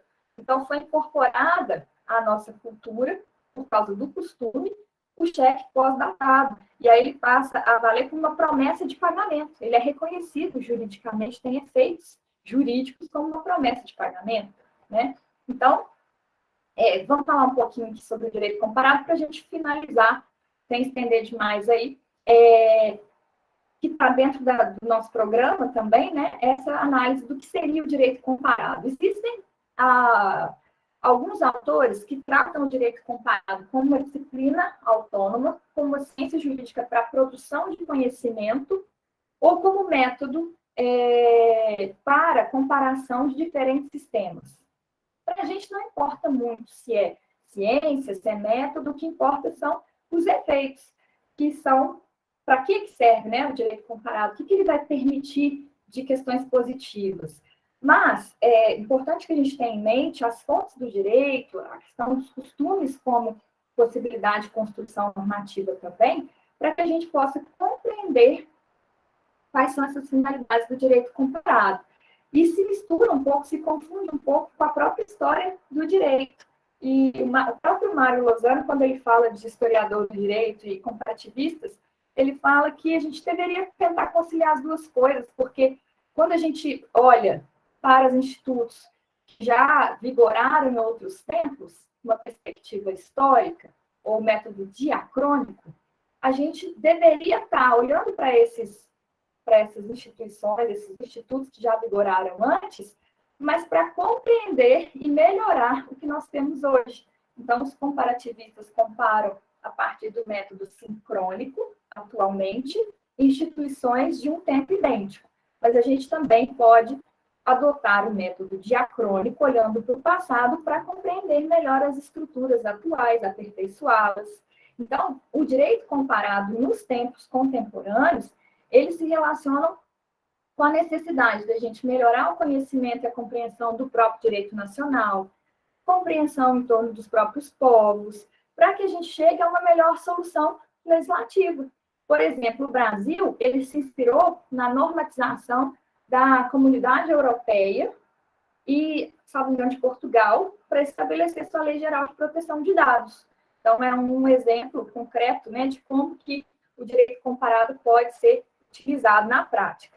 E aqui eu falo um pouquinho também sobre a necessidade de a gente compreender outras culturas, outros sistemas normativos, principalmente para que a gente entenda, para que a gente possa se posicionar não apenas em relações comerciais, mas também para entender um pouco mais sobre o direito penal, para produzir a norma comum, enfim, né? São esses aspectos que esses métodos de direito comparado permitem. Mas é muito importante que a gente tenha uma percepção do direito como um elemento do mundo cultural, como Miguel Reale traz, né? Eu vou passar aqui adiante o slide para a gente poder falar de uma coisa mais objetiva aqui na frente. Estou com medo só do tempo.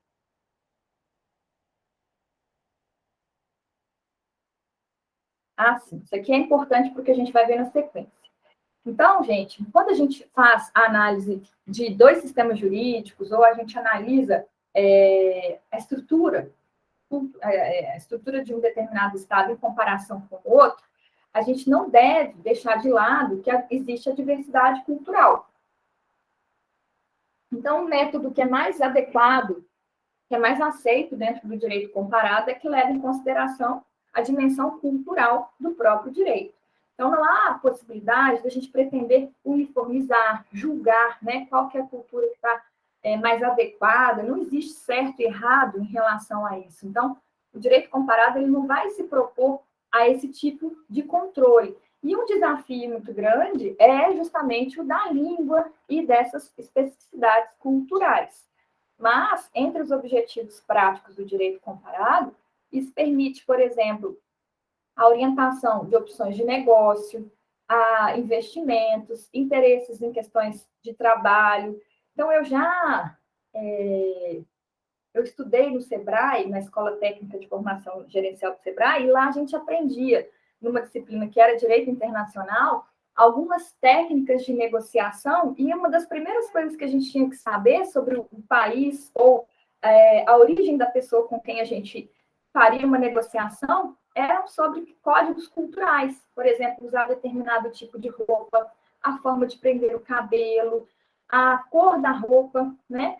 Não apertar a mão, dependendo, né, alguns rituais que tinham que ser observados. Então, o direito comparado vai permitir isso em relação às instituições jurídicas, às construções de conceitos para a apreensão da realidade. Então, não apenas para as questões comerciais, mas para melhorar a nossa forma de dialogar, essa palavra dialogar é muito importante para a gente, dialogar com outras culturas, com outros sistemas normativos, e reconhecendo que os direitos estatais não são a única forma, né, como a gente já falou aqui sobre os sistemas normativos, não são a única forma de criação normativa. Nós também temos a cultura como esse elemento importante. E aí, já chegando na parte final, por que a gente está refletindo aí sobre os sistemas jurídicos, falando do direito comparado? Para a gente compreender alguns conceitos, alguns fenômenos, algumas questões relacionadas ao momento contemporâneo que a gente vive. E aí eu trouxe para vocês a noção de cosmopolitismo. O cosmopolitismo é justamente uma ideia que tem origem ocidental, de que todas as pessoas, independentemente de qualquer aliação, de qualquer filiação, de qualquer cidadania, né, de vinculação a um Estado nacional na condição de cidadão, de nacional daquele Estado, devem ser tratadas com igual respeito, em igualdade de condições. Então, é como se, para os cosmopolitas, o mundo fosse uma aldeia global, em que todo mundo possuísse os mesmos direitos, que fossem independentes da nacionalidade. É claro que é um conceito positivo, no sentido de reconhecer a igualdade de direitos, e traz a ideia de um pertencimento sem fronteiras, então haveria uma sintonia natural entre o cidadão nascido em Nova York, por exemplo, e uma pessoa nascida no Cairo. Então, a ideia de cidadão do mundo, né, isso quando eu tinha 20 anos, era muito comum esse discurso, né? Cidadão do mundo, torne-se cidadão do mundo, estude inglês e seja cidadão do mundo. Então, a difusão desse conceito, ela foi bastante disseminada, bastante estimulada com a globalização.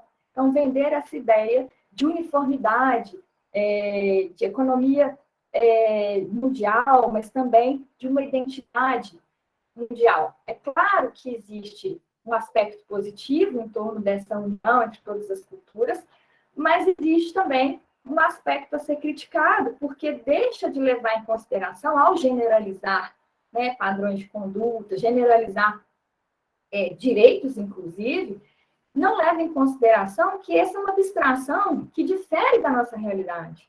O mundo é feito de pessoas diferentes, com características diferentes, em todas as nações, que têm culturas diferentes, Então, ele pode ser utilizado, é um discurso dúbio, é um discurso perigoso, porque o cosmopolitismo ele pode ser utilizado para negar a existência de formas locais, de políticas e suas peculiaridades.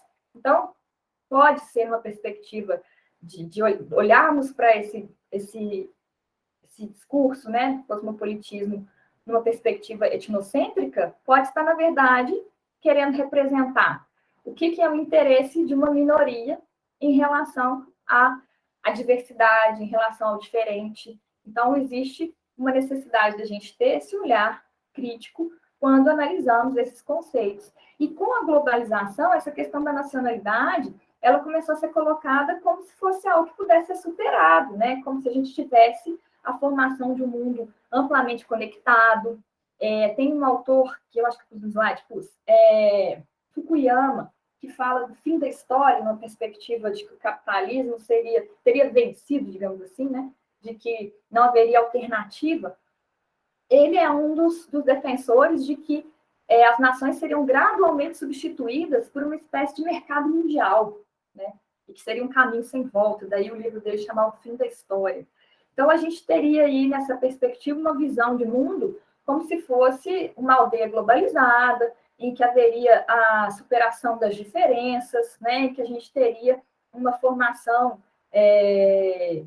igualitária, mas sem levar em consideração que nem todas as nações têm o mesmo crescimento, nem todas as nações se desenvolveram economicamente e que têm formação histórica, cultural, religiosa completamente diferentes. Então, isso inviabilizou que essa visão cosmopolitista, ou que esse ideal cosmopolitista, ele se tornasse uma realidade.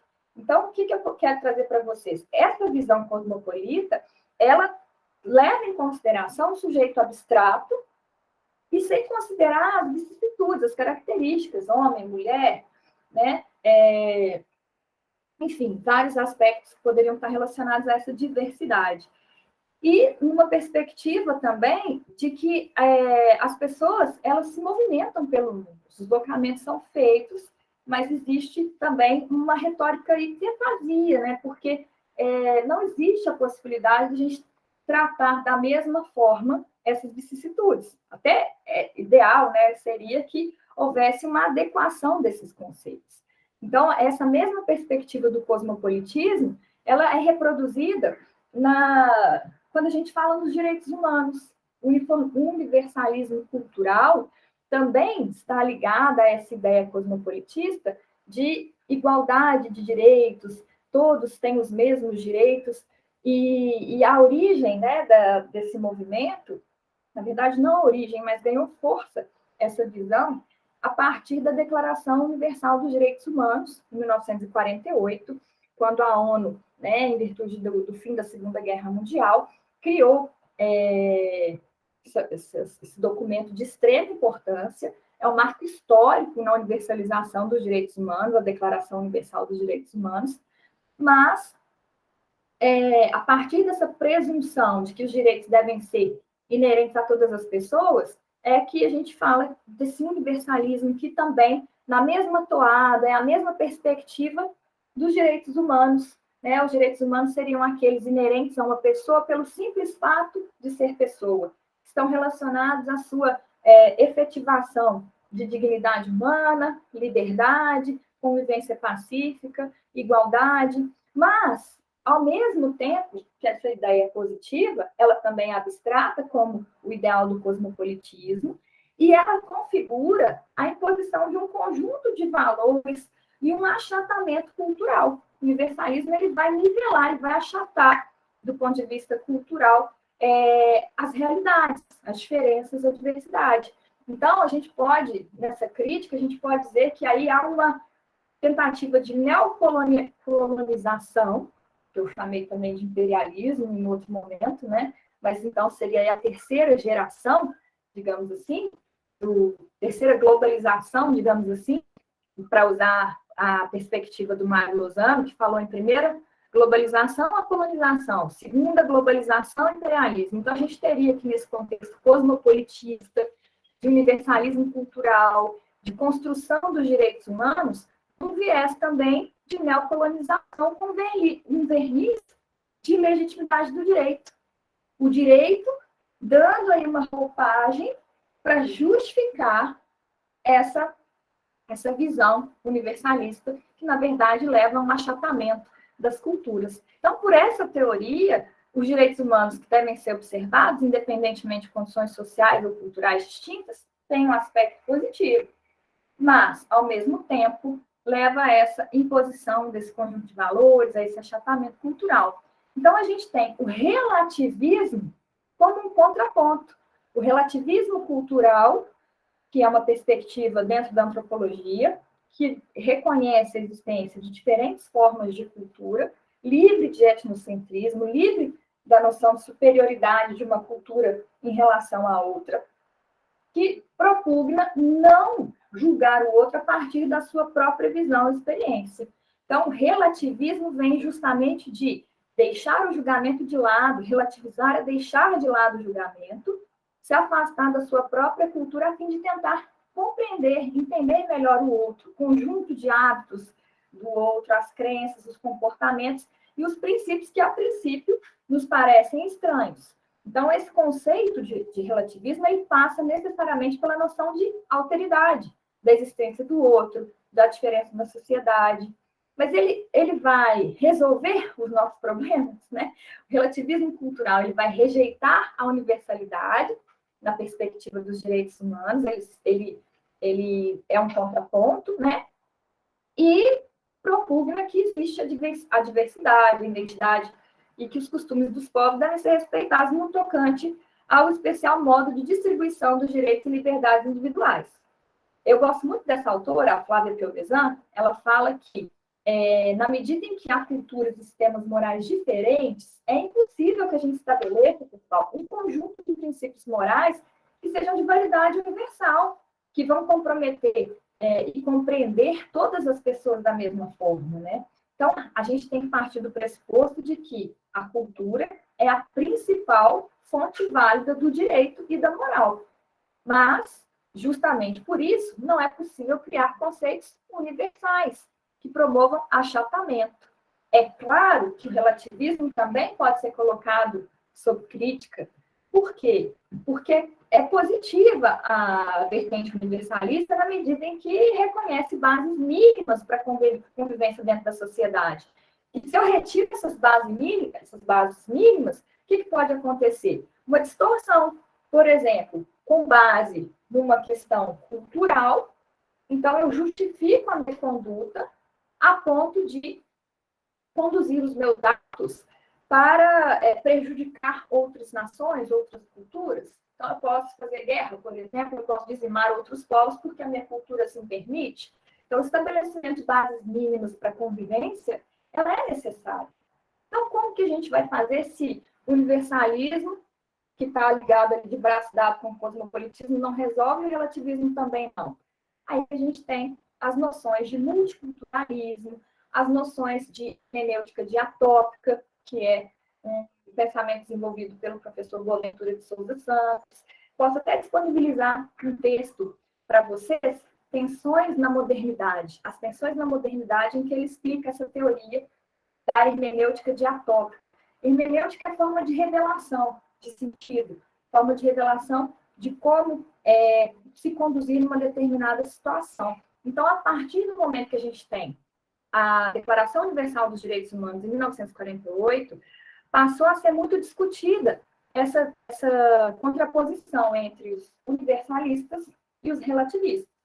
Então, uma alternativa é fazer com que haja um diálogo entre essas culturas. E é justamente esse instrumento de diálogo, de forma crítica, que o professor Boaventura de Souza Santos pretende, ou que ele traz como alternativa. E ele traz esse conceito de influência do relativismo cultural, tendo como base do multiculturalismo a ideia de que as culturas elas são diversas, que elas devem ser respeitadas na sua essência, sem que exista uma noção de certo e errado. Mas o multiculturalismo é um momento em que, ou é uma compreensão de que existe uma inter-relação entre várias culturas no mesmo ambiente, e que é um fenômeno social que pode ser relacionado com a globalização, mas devem ser utilizados numa perspectiva de pluralismo, numa perspectiva de integração dessas culturas. Então, o pluralismo cultural não se confunde com o pluralismo jurídico, mas também permite que a gente, no contexto da análise dos sistemas jurídicos, faça uma reflexão aqui, um contraponto, um paralelo com o pluralismo jurídico, que significa a possibilidade de reconhecer que há diferentes grupos sociais que vêm se cruzando, né, nessas múltiplas ordens jurídicas, e que o direito estatal, que é aquele que pode conviver com direitos produzidos por outros grupos. Então, partindo do pressuposto que a cultura também é fonte normativa, também é fonte que leva à criação do direito, que pode ser, o costume pode ser utilizado para a solução do direito, o pluralismo jurídico ele vai permitir que a sociedade se organize também de forma a reconhecer essas interações. Então, com as relações de colaboração, coexistência, competição, entre essas fontes do direito, né? E aí eu trouxe aqui para vocês essa noção de que, dentro do pluralismo jurídico, o direito ele é tido como algo que não pode ser baseado apenas em códigos positivos e nem na lei escrita formalizada, porque ele está presente na sociedade de várias outras formas, por vários grupos sociais que também produzem normatividade. E aí a gente tem a visão de Carlos Volkmer, que é um autor que trata do pluralismo jurídico de forma bastante importante no Brasil, e ele trata essa questão da pluralidade justamente como forma de descentralizar a fragmentação das formas de poder, de democratizar esse reconhecimento não apenas do direito proveniente do Estado, dos códigos, mas também da sociedade civil, reconhecendo a importância, inclusive, das lutas sociais.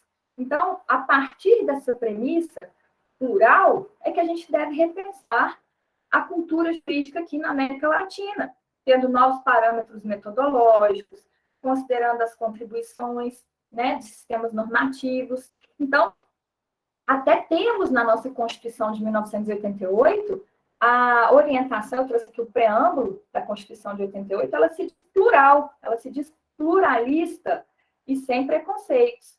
Mas estamos longe de uma efetiva convivência harmônica entre as normas emanadas do Estado, escritas nas leis, e as provenientes dos grupos sociais e as provenientes das lutas sociais também. Então, eu trouxe aqui rapidamente uma noção sobre como que isso poderia se instrumentalizar na prática, né?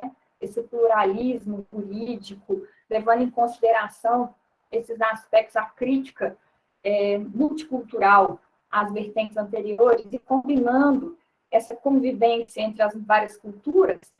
Coloquei aqui como exemplo para vocês que Equador e Bolívia são países que representam essa conquista em relação à consagração de constituições plurinacionais. Então, é possível, dentro do território nacional, como esses países dão exemplos, né, para nós, que haja uma convivência entre normas que são ditadas pelo Estado, normas positivas, e aquelas provenientes de grupos sociais. Então, é necessário compreender, né, para combater o racismo estrutural, para combater a necropolítica, adotar essa possibilidade de convivência. Então, é possível que para a solução de um determinado caso concreto na Bolívia, seja utilizado o direito a partir da construção daquele grupo social envolvido naquele contexto.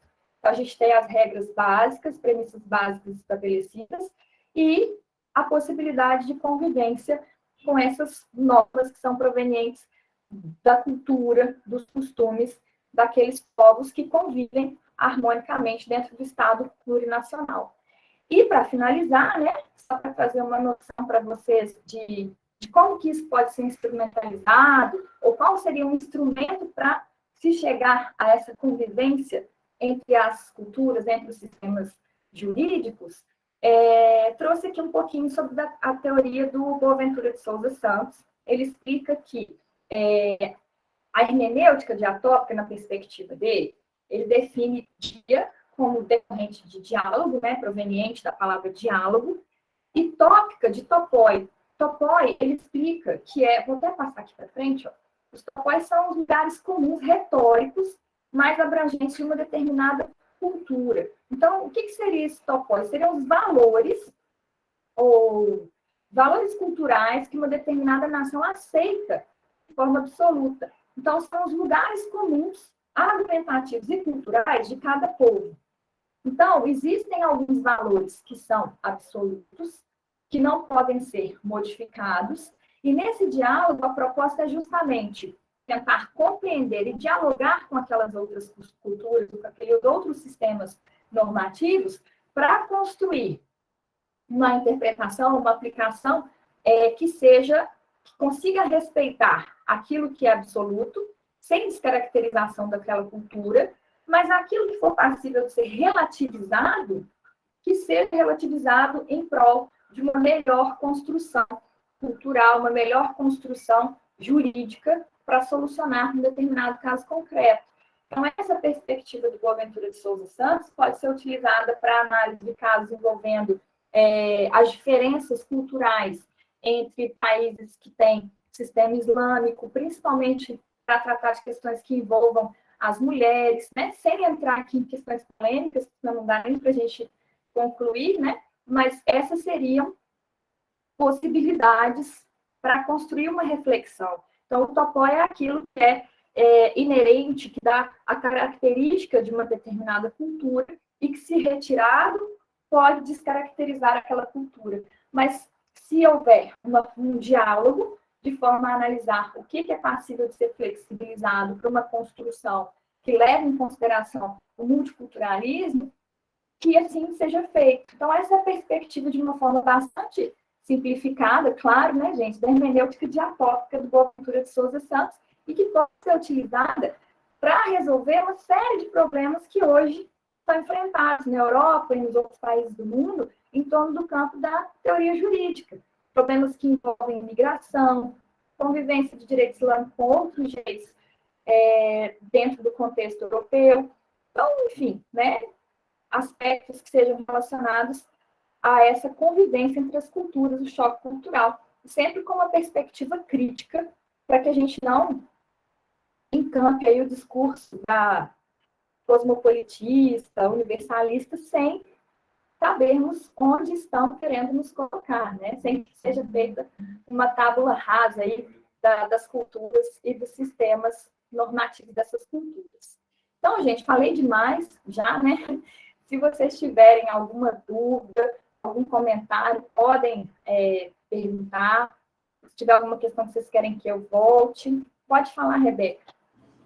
Professora, sobre a variação diatópica, eu achei interessante relacionar com essa coisa da linguística, que é justamente tem a ver com a hermenêutica diatópica, mas que se chama variação diatópica, que é a variação da forma da linguagem, por exemplo, sotaques, entre lugares. Tipo, esse diálogo entre lugares. Aí poderia ser uma explicação, talvez, o estudo hermenêutico entre lugares culturais, né? Sim, também, né? Eu achei até que você ia falar sobre desterritorialização também, né? São aspectos que hoje não tem como a gente tentar pensar uma visão de mundo sem levar em consideração essas variáveis, né? E tem também, a gente está vivendo a época do giro linguístico, que propugna uma outra forma de construção do conhecimento, né? Epistemologia a partir da ecologia dos saberes, do Boaventura de Souza Santos, que também vai proporcionar instrumentos para que a gente tenha essa convivência harmônica, sem a pretensão de impor, né, e de criar conceitos universais a partir de uma perspectiva etnocêntrica, eurocêntrica. Sobre o negócio da territorialização, a gente já estudou lá na FMG na pós, o Byung-Chul Han, que e justamente tem esse negócio sobre o neoliberalismo e sobre a transformação das culturas em produto, coisa de turismo, de consumo, né? É interessante pensar nisso também. Isso, e até uma caracterização dessas culturas de uma forma até não apenas comercial, mas realmente como algo que possa ser consumido e que possa ser de uma forma até caricata, né?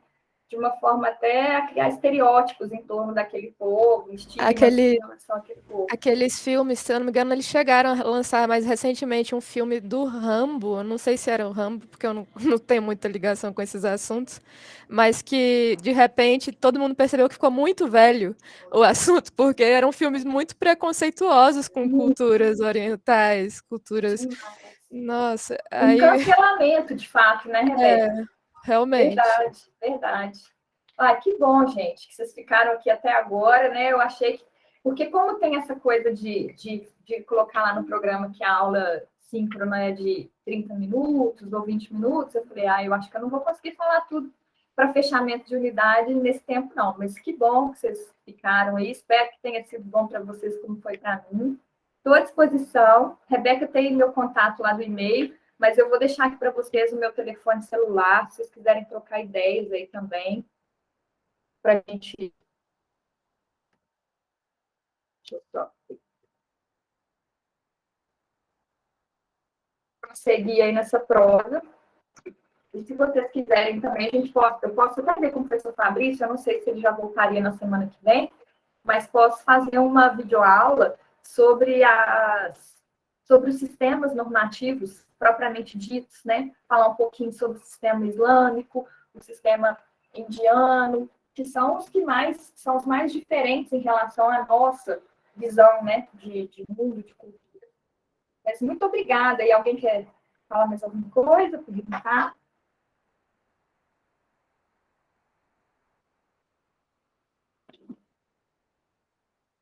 Eu estou tranquilo, professor. Obrigado pela aula, viu? Tranquilo, Daniel. Obrigada, Daniel. Obrigada, Laura, Alejandro, Guilherme, João Pedro, Marcondes, Rodrigo. Eu agradeço pela aula. Eu vou mandar. Obrigada. Muito obrigado, professora. Boa tarde, pessoal. Obrigada, Guilherme. Aí, Rebeca, se você quiser me mandar uma mensagem no WhatsApp, eu te mando o link, mando tudo pelo WhatsApp e posto lá no Teams também, porque às vezes fica mais fácil de você multiplicar para os colegas.